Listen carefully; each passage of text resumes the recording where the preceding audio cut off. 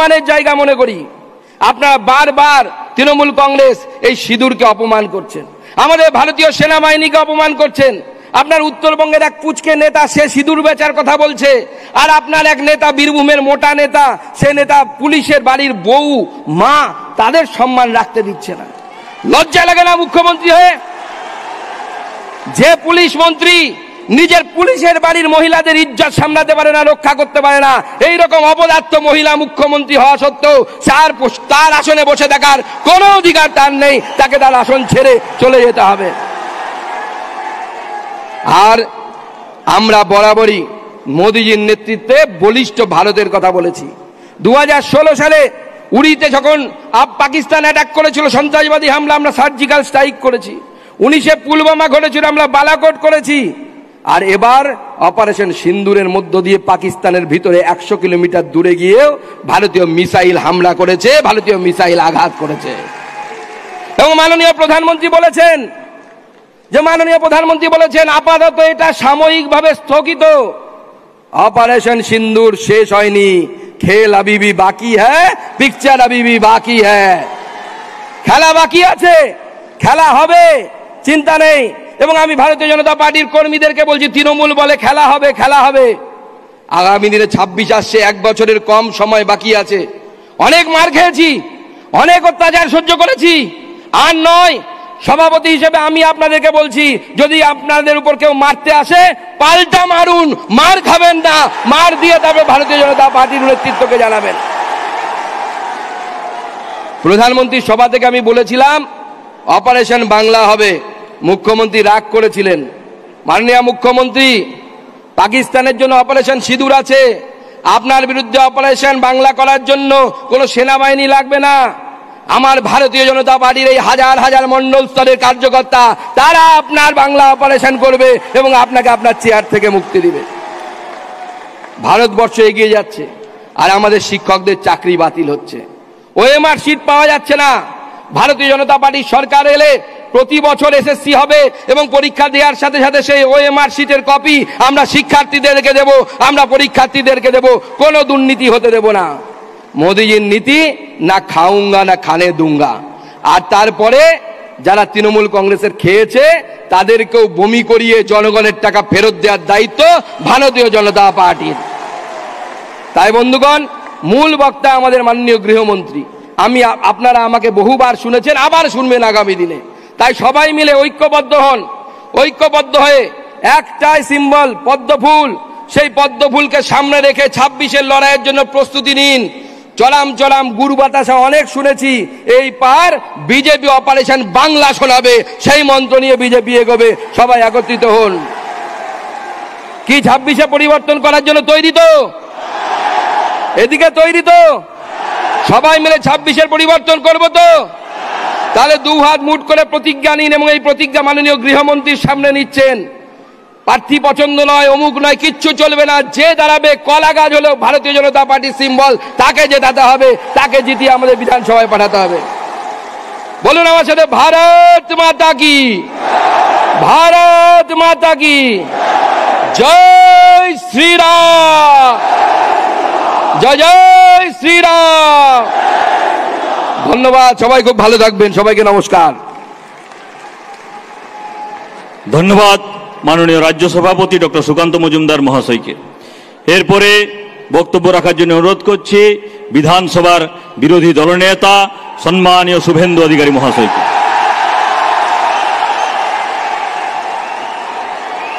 भारत माता की जय श्री राम, जय जय श्री राम।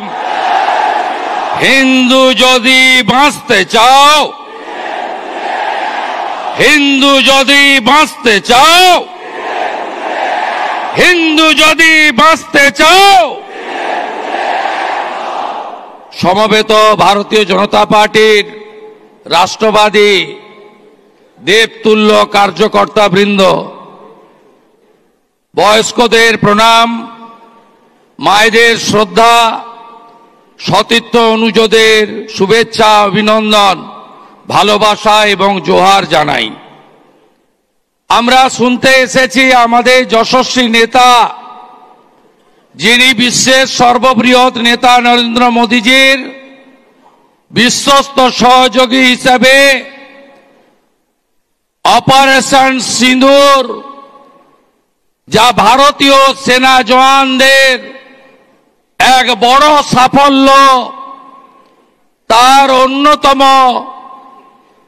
কৃতিত্বের কারিগরদের মধ্যে অন্যতম মোদীজির নেতৃত্বে আমাদের সকলের নেতা, ভারত সরকারের স্বরাষ্ট্র ও সমবায় দপ্তরের মন্ত্রী, যার হাত ধরে 2020 সালের 19 ডিসেম্বর বিপ্লবের মাটি মেদিনীপুরে আমি পতাকা নিয়েছিলাম, সেই অমিত শাহজিকে আমি আমার কোটি কোটি প্রণাম জানাই।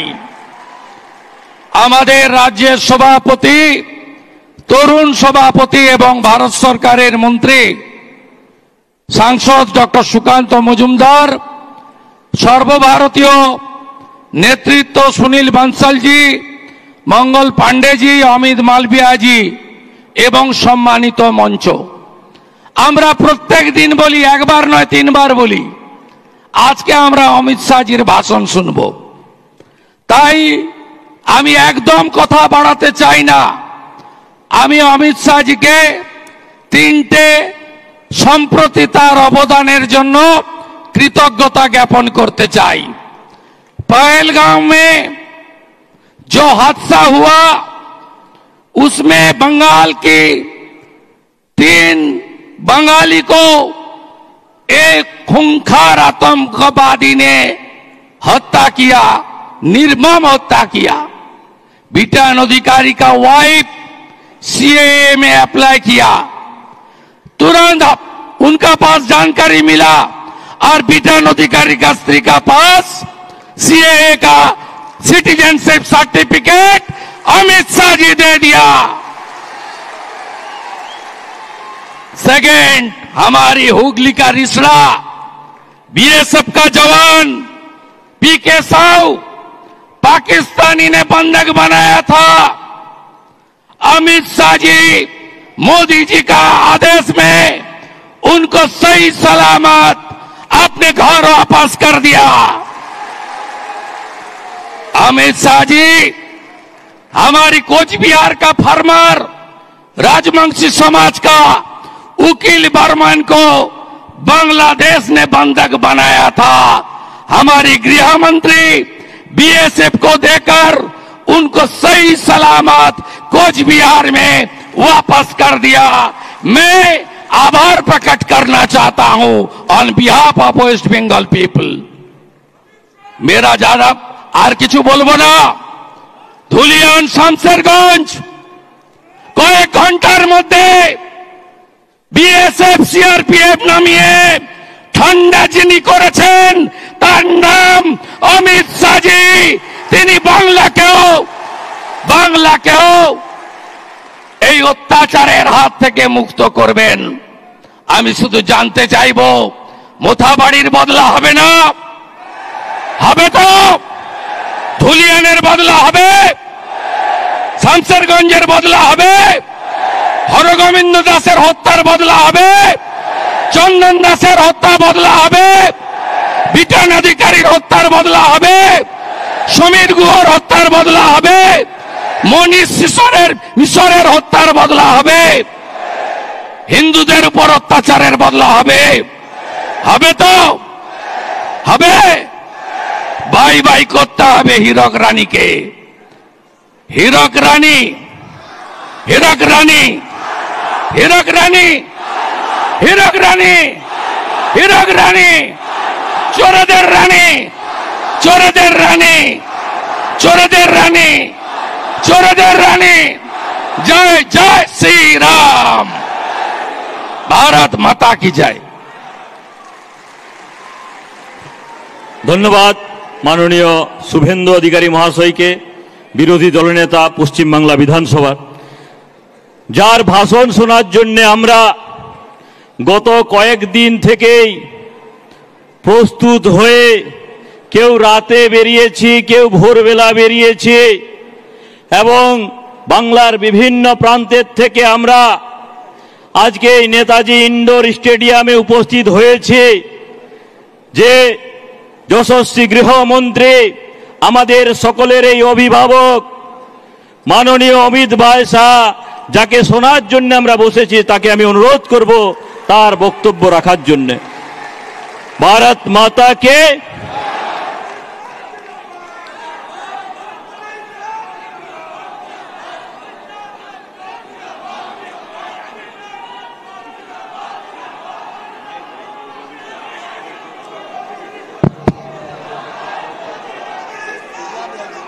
मेरे साथ बोलिए, भारत माता की। क्यों भाई? बंगाल के मंडल पदाधिकारियों की आवाज को क्या हो गया है? बंगाल में भाजपा सरकार बनानी है या नहीं बनानी है? घुसपैठ रोकनी है या नहीं रोकनी है? भ्रष्टाचार समाप्त करना है या नहीं करना है? हिंदुओं का पलायन रोकना है या नहीं रोकना है? तो ऐसी आवाज नहीं चलेगी। मेरे साथ दोनों हाथ उठाइए, दोनों हाथ उठाइए। विजय के संकल्प की मुट्ठी भींचिए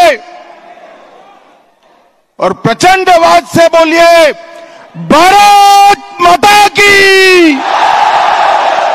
भारत माता की। जय श्री राम, जय जय श्री राम। मंच पर उपस्थित पश्चिम बंगाल भारतीय जनता पार्टी के सम्माननीय अध्यक्ष श्रीमान सुकांतो मजमूदार जी, मेरे मित्र और बंगाल विधानसभा में जिनके खड़े होते ही दीदी को डर लगता है,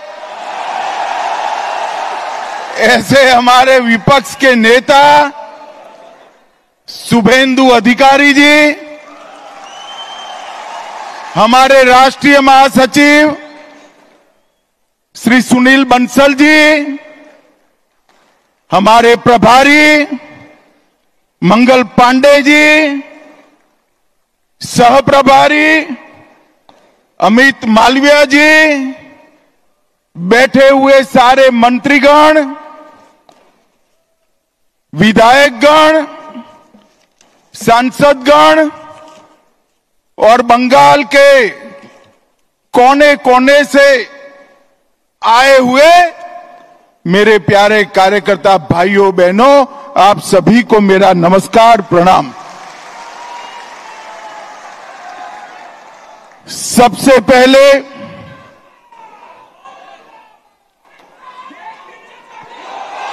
अरे अब सुनो भाई, सुनो, जिंदाबाद जरूर करना है। 26 में हमारे मुख्यमंत्री की शपथ के बाद करना है। भाइयों बहनों, सबसे पहले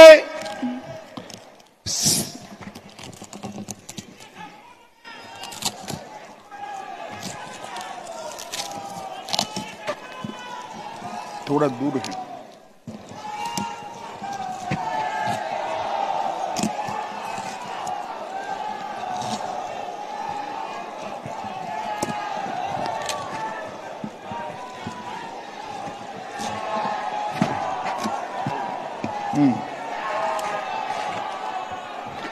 भाइयों बहनों, सबसे पहले मैं श्री कालीघाट मंदिर, श्री श्री 108 करुणामयी काली माता मंदिर और दक्षिणेश्वर काली मंदिर को प्रणाम कर कर मेरी बात की शुरुआत करना चाहता हूं।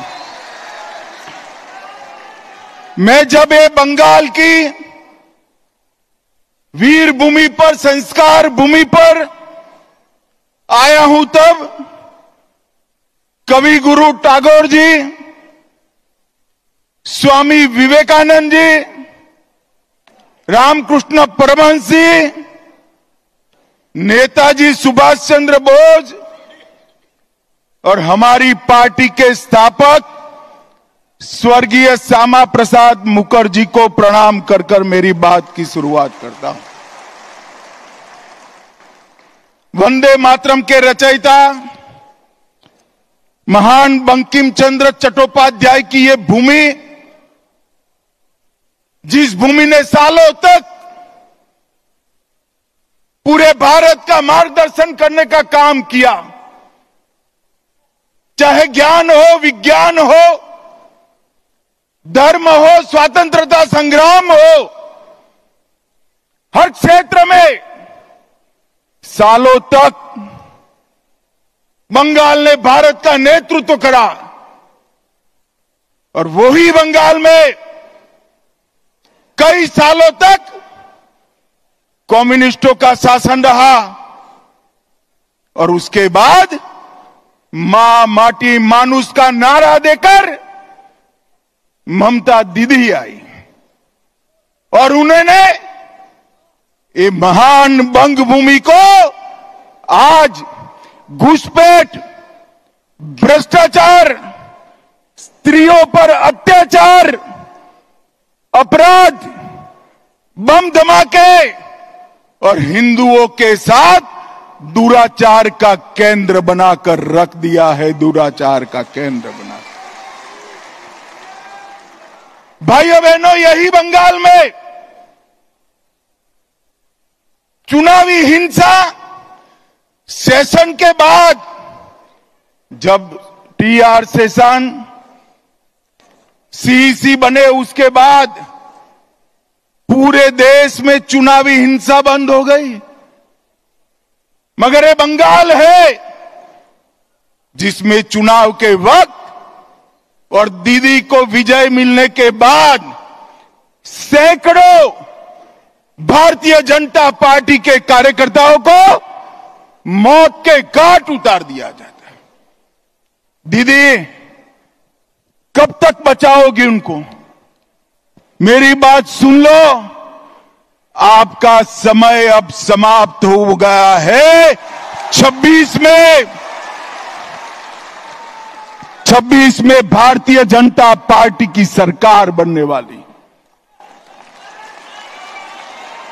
और मैं सारे हजारों की संख्या में बैठे हुए मेरे मंडल के पदाधिकारियों को ये वादा करना चाहता हूं कि यहां तृणमूल की सरकार जाते ही हमारे कार्यकर्ताओं के हत्या के अपराधियों को जमीन में गाड़ा है तो भी बाहर निकालकर सजा करने का काम करें। लोकतंत्र के अंदर हिंसा कभी शोभा नहीं देती है। दीदी, हिम्मत हो तो हिंसा के बगैर, रैगिंग के बगैर चुनाव कराकर देखो, आपकी खुद की जमानत ये बंगाल की जनता जब्त कर लेगी। और भाइयों बहनों, वोट बैंक की तुष्टीकरण ने वोट बैंक के लिए पतन की सीमा ये ममता बनर्जी ने पार कर दी। अभी कुछ दिन पहले पहलगांव में पाक प्रेरित आतंकवादियों ने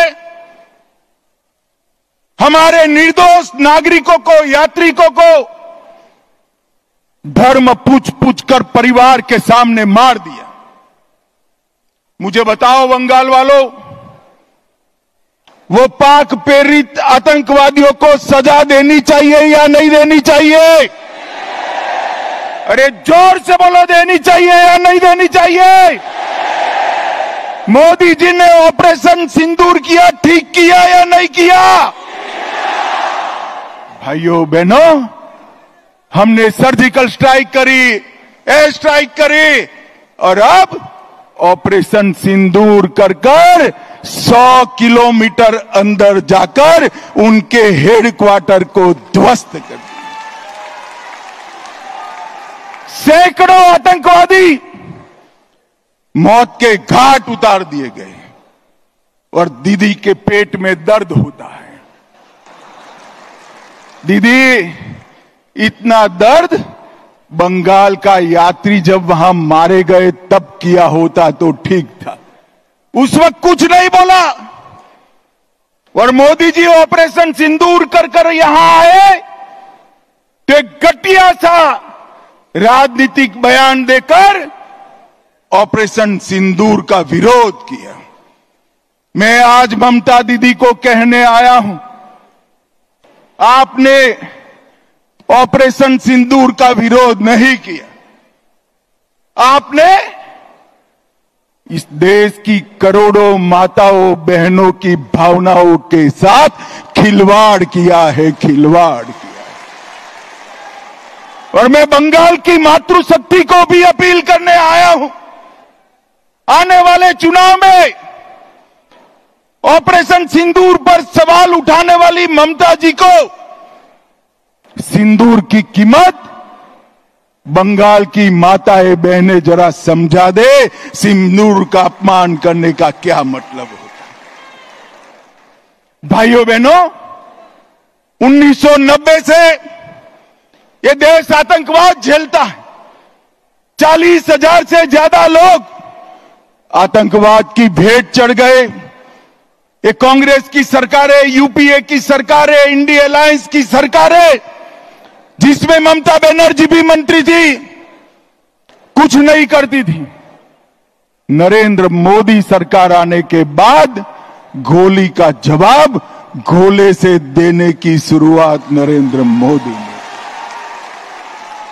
और ममता जी, आप जितना पक्ष लेना है उतना पाक प्रेरित आतंकवादियों का पक्ष ले लो।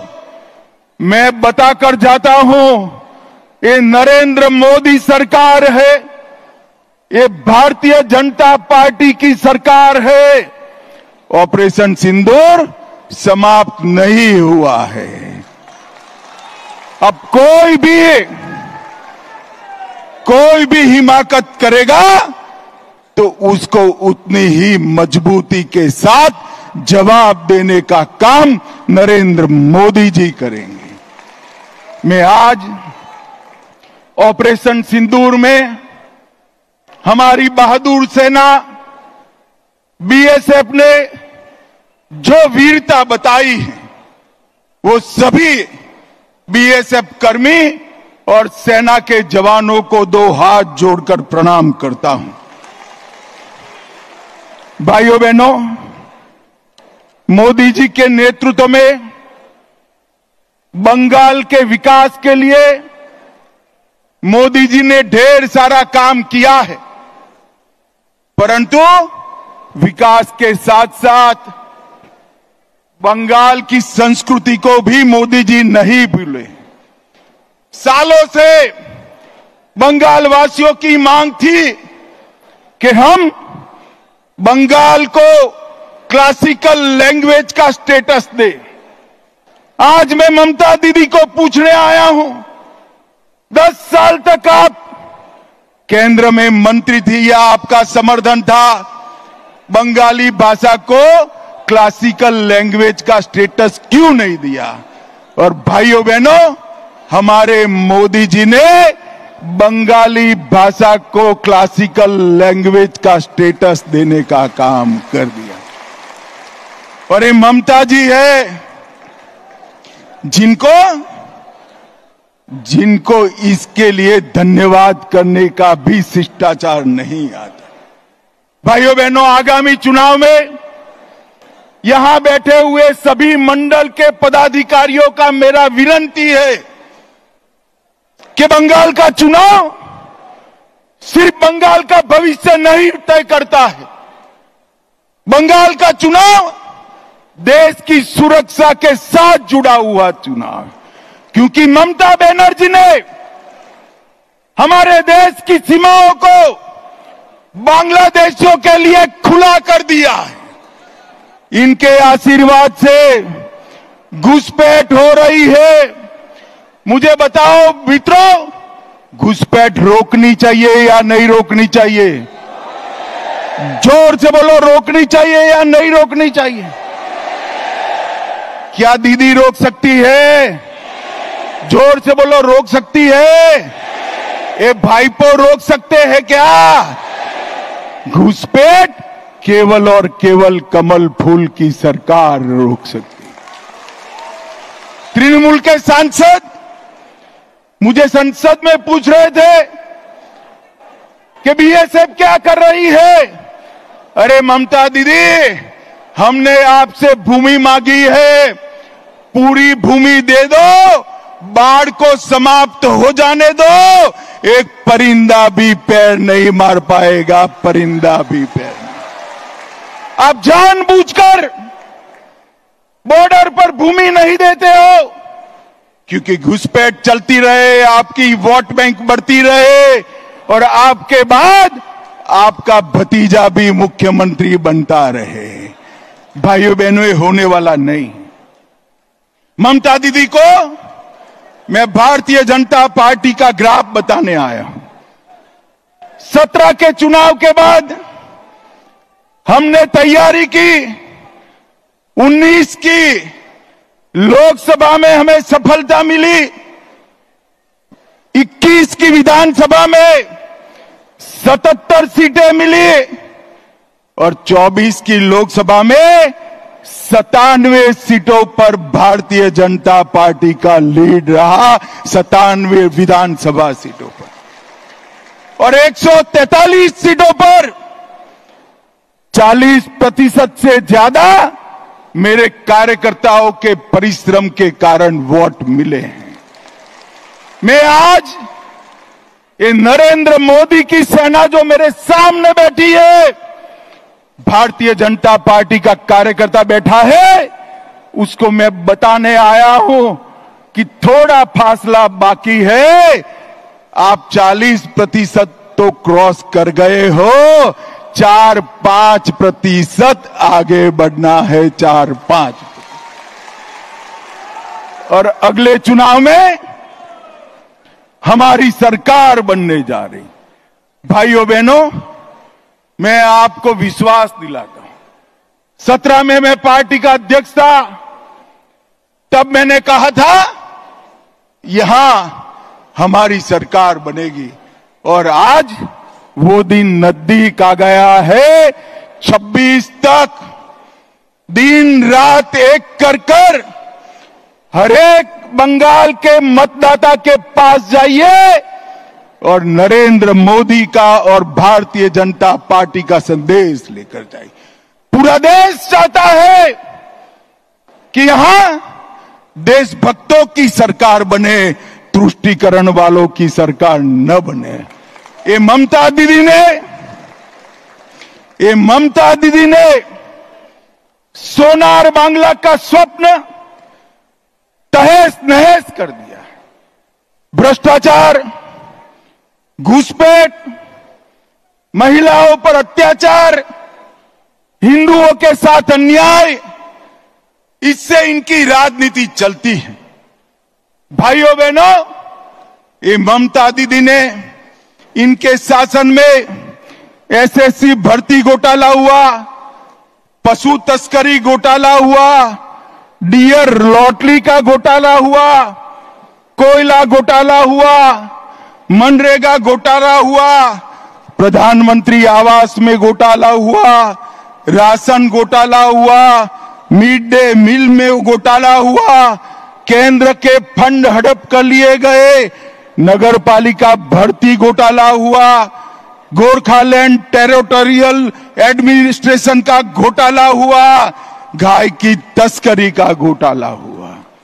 हजारों करोड़ रुपया बंगाल की जनता का ये तृणमूल कांग्रेस की सिंडिकेट को भेंट चढ़ गया। मैं आज सभी कार्यकर्ताओं को पूछने आया हूं, ये पैसा सिंडिकेट का है या बंगाल की गरीब जनता का है? मुझे बताइए, ये सिंडिकेट का है क्या? जोर से बोले, सिंडिकेट का पैसा है। मोदी जी जो पैसा भेजते हैं सिंडिकेट की भेंट चढ़ना चाहिए क्या? ये पैसे पर अधिकार बंगाल की महिला का है, माता का है, बेटी का है, बंगाल के गरीब का है, बंगाल के युवा का है। कलकत्ता के बाजार में युवाओं की नौकरी बिकती है। इनके घर से इतना पैसा पकड़ा जाता है कि गिनने में 27 मशीन थक जाते हैं, मगर पैसा खत्म नहीं होता है। भाइयों बहनों, इस सिलसिले को बंद करना पड़ेगा। मुर्शिदाबाद में अभी हिंसा हुई। हमारा गृह मंत्रालय कहते कहते थक गया कि बीएसएफ को बुला लीजिए। हम नहीं बुलाएंगे, क्योंकि बीएसएफ आती तो हिंदुओं की रक्षा करती। फिर हमारे कार्यकर्ता हाई कोर्ट गए। हाई कोर्ट के ऑर्डर पर बीएसएफ आई और हिंदुओं को बचाने का काम किया। ममता जी, आपके नेताओं ने वो बीएसएफ को गाली बोला और आपके नेता वहां खड़ा रहकर दंगाइयों की हौसला अफजाई करते रहे। मुझे कहने में कोई झिझक नहीं है, जिस प्रकार से बंगाल सरकार के मंत्री इस दंगों में शामिल थे।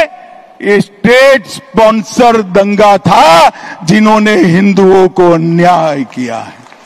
भाइयों बहनों, बेलडांगा में कार्तिक पूजा के दौरान हमला हुआ, सरस्वती पूजा पर हमला हुआ, क्योंकि मुहर्रम निकाल दिया जाए।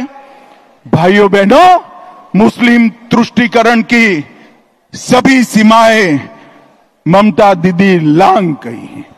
मुझे बताओ भाइयों बहनों, मन से बताना, मोदी जी जो वक्फ का कानून लाए हैं वो अच्छा है या नहीं है? जोर से बोलो, अच्छा है या नहीं है?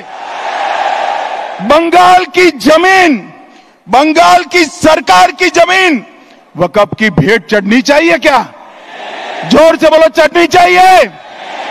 ममता दीदी, वक्फ के कानून का विरोध कर कर आप किसका पक्ष ले रहे हो? पूरा बंगाल चाहता है कि वक्फ अच्छे से चले, पारदर्शिता आए, निर्दोषों की भूमि न जाए, सरकार की भूमि पर अतिक्रमण न हो, मगर ये वक्फ का विरोध कर रही है। ममता दीदी, 2026 तक कर दो, जितना विरोध करना है उतना, उसके बाद आप मुख्यमंत्री ही नहीं रहो। भाइयों बहनों, मस्जिदों के इमामों को वेतन देना शुरू किया, कोर्ट ने रुकवा दिया। बांग्लादेशी और रोहिंग्या उनकी मदद से घुसपैठ कर रहे हैं। राम जन्मभूमि के भूमि पूजन के दिन सद्भावना जुलूस के नाम पर नाटक किया। दुर्गा पूजा का विसर्जन पोस्टपोन किया। मुस्लिम कर्मचारियों को रमजान में आधे दिन की छुट्टी दी। केरला स्टोरी पर प्रतिबंध लगाया और हाजी नूरुल इस्लाम को टीएमसी का टिकट दिया। और अंत में सबसे बड़ी बात, मुस्लिम वोट बैंक को खुश करने के लिए ममता दीदी, आपने ऑपरेशन सिंदूर का भी विरोध किया, विरोध की। कार्यकर्ता भाइयों बहनों, मुझे बताइए, ये तुष्टीकरण बंगाल में चलने देना है क्या? जोर से बोलो, चलने देना है क्या? आज संकल्प कर कर जाइए कि 2026 में ये ममता बनर्जी की सरकार को मूल समेत उखाड़ कर हम फेंक देंगे, मूल समेत उखाड़ कर। भाइयों बहनों, एक महिला मुख्यमंत्री की शासन में आरजी कर मेडिकल का मामला होता है। सालों तक संदेश खाली की गरीब माताओं पर अत्याचार होता है और वो अपने वोट बैंक के संजो कर बैठ रही हैं। मैं ममता दीदी को पूछना चाहता हूं, संदेश खाली का मुख्य अपराधी ममता दीदी किस पार्टी से था? आप लोगों को मालूम है? जरा जोर से बोलना, संदेश खाली का मुख्य अपराधी किस पार्टी से था? जोर से बोलो, किस पार्टी से था? आरजी कार के अपराधी किस पार्टी से जुड़े हुए हैं? और ये महिला मुख्यमंत्री, माताओं बहनों के सम्मान की भी चिंता नहीं।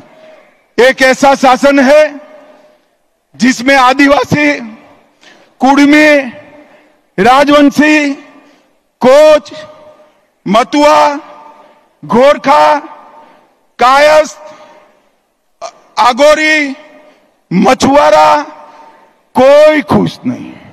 नमो शूद्र भी खुश नहीं है। और अभी अभी उन्होंने गोरखाओं को तो जितना बदला लेना था वो दे दिया, परेशान कर कर कर कोई कमी नहीं छोड़ी। मैं आज गोरखा भाइयों को भरोसा देना चाहता हूं कि भारतीय जनता पार्टी की सरकार में आपके साथ कोई पुलिस केस नहीं होगा, कोई नेता जेल में नहीं जाएगा। और भाइयों बहनों, अभी अभी उन्होंने जिस प्रकार से पूरे हिंदू समाज को प्रताड़ित किया है, मुझे लगता है कि आने वाले दिनों में सबसे प्रचंड बहुमत के साथ, आजादी के बाद सबसे बड़े बहुमत के साथ भारतीय जनता पार्टी की सरकार बने। अंत में एक बात कहना चाहता हूं। मेरे पास हमारे शांतनु जी आए थे 4 दिन पहले। उन्होंने कहा, अमित भाई, सारे हिंदू शरणार्थियों को मतदाता सूची से काटने का नोटिस मिल रहा है। मैंने शांतनु जी को कहा है, डरिए मत, जिसको नोटिस मिले सीए का एप्लीकेशन करा दे, मैं उनको नागरिकता देने का काम करूंगा। ममता की नोटिस से किसी को डरने की जरूरत नहीं है। मोदी जी ने सीए का कानून इसलिए लाया है कि हमारे शरणार्थी भाइयों को मताधिकार मिले, अधिकार मिले। और ऑपरेशन सिंदूर में हमारी बहन के पति को मौत के घाट उतार दिया, उसको 2 दिन में हमने नागरिकता देने का काम भी समाप्त कर दिया। भाइयों बहनों, अंत में मैं ममता जी को एक सवाल करना चाहता हूं। ममता जी 10 साल तक आप केंद्र में सत्ता पर रही, 15 साल से मुख्यमंत्री है, यूपीए के साथ बैठी है, इंडिया अलायंस का हिस्सा हो। 10 साल सोनिया मनमोहन की सरकार में आपने बंगाल को क्या दिया? भाइयों बहनों, 10 साल में उन्होंने 2,09,000 करोड़ रुपया दिया था। कितना दिया था? जोर से बोलो। और मोदी जी ने 10 साल में 2,09,000 की जगह 8,27,000 करोड़ रुपया दिया है। और ममता दीदी, छोटे से छोटे काम का मेरे पास सूची है। आज बंगाल भारतीय जनता पार्टी सूची रिलीज करेगी 8,27,000 करोड़ के कामों की। मैं आपको पूछना चाहता हूं, आपके गांव में पैसा पहुंचा है क्या? अरे जोर से बोलो, पहुंचा है भाई? कहां गया? कहां गया ये पैसा? टीएमसी की सिंडिकेट की भेंट चढ़ गया है। मोदी जी 50 लाख करोड़ भेजे तो भी नहीं पहुंचना है। आपको बंगाल की जनता को मोदी जी का पैसा अगर प्राप्त करना है तो कमल फूल की सरकार लानी पड़ेगी, कमल फूल की सरकार। और इसलिए अंत में मैं पूरे बंगाल की जनता को, सभी को 2 हाथ जोड़कर विनती करने आया हूं। देश की सुरक्षा के लिए, घुसपैठ रोकने के लिए, भ्रष्टाचार को हटाने के लिए, माताओं बहनों को सुरक्षित करने के लिए और हिंदुओं को निर्भय करने के लिए यहां कमल के निशान को मौका दो। हमारे मोदी जी को एक मौका दीजिए, एक मौका दीजिए। मुझे बताओ सभी कार्यकर्ताओं, आज से 26 के चुनाव के काउंटिंग तक दिन रात अहर्निश हम काम में लगेंगे क्या? अरे जोर से बोलो, पक्का लगेंगे। हम एक मुश्त एकजुट होकर ममता की सरकार को उखाड़ फेंकेंगे। तो मेरे साथ दोनों हाथ उठाइए, उठाइए दोनों हाथ, विजय के संकल्प की मुट्ठी भींचकर राम का जयकारा लगाइए, जोर से बोलिएगा, जय श्री राम, जय जय श्री राम, वंदे वंदे वंदे। आप सभी को नमस्कार, प्रणाम, धन्यवाद।